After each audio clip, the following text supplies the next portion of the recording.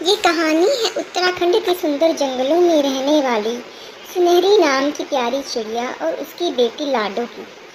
सुनहरी अपनी बेटी को बहुत ख्याल रखती थी, उसे अच्छे अच्छे फल लाकर देती थी दूर दूर के जंगलों से। और उसकी बेटी लाडो बहुत चंचल, प्यारी, बातुनी, बहुत सारा दिन बातें करने वाली बच्ची थी।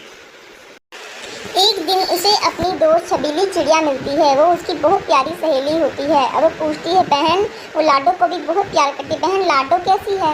लाडो क्या बताऊं बहन, वो तो आम खाने की जिद करती है, बड़ी हो रही है, फरमाइशें बहुत बढ़ रही हैं, जंगल में तो कोई आम का पेड़ भी नहीं है। अरे बहन, फिर वो बताती है छबीली चिड़िया कि अरे पास ही के जंगल में बहुत अच्छा आम का पेड़ है, वहाँ से ले आना।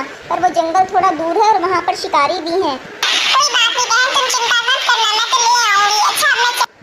अच्छा अब मैं चलती हूँ, मेरी बेटी लाडो इंतजार करती होगी। मैं कल सुबह जल्दी निकलूंगी और फिर मैं कल वापस आ जाऊंगी शाम तक। तुम चिंता मत करना छबीली बहन।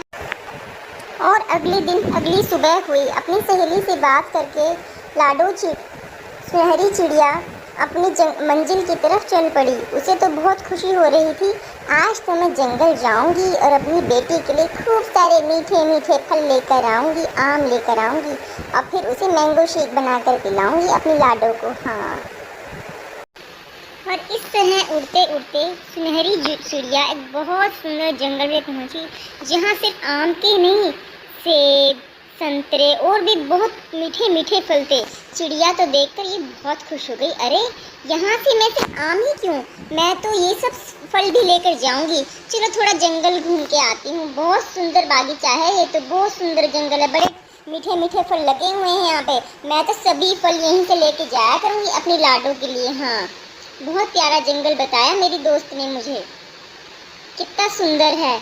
अरे वाह, यहाँ तो नदी भी है, यहाँ तो हम घूमने भी आ सकते हैं। पर मेरी सहेली ने बताया था यहाँ शिकारी आते हैं, तो मुझे थोड़ा सावधान रहना होगा। कोई बात नहीं, कर लेंगे सब कुछ। अभी वो चिड़िया इधर उधर घूम ही रही होती है, जंगल को देख ही रही होती है कि उसको बहुत बुरा होता है। वो बेचारी मासूम चिड़िया शिकारी के जाल में फंस जाती है, चिल्लाती है अपने बचाव के लिए। उसकी आवाज़ सुनकर वहाँ पर रहने वाला एक दयालु रामू चूहा आता है और फटाफट उसके जाल के कुतर को उसके जाल को कुतर के उसका जाल हटा देता है। वो कहती है, भैया तुम्हारी बहुत बहुत धन्यवाद, अगर तुम आज ना होते तो शिकारी मुझे ले जाता और न जाना मेरी बेटी का क्या होता फिर। और इस तरह वो चिड़िया आज़ाद हो जाती है और वो वहाँ से बहुत अच्छे रसीले और बढ़िया आमों का एक टोकरा तैयार कर लेती है और उसे वो अपनी बेटी के पास लेकर जाएगी।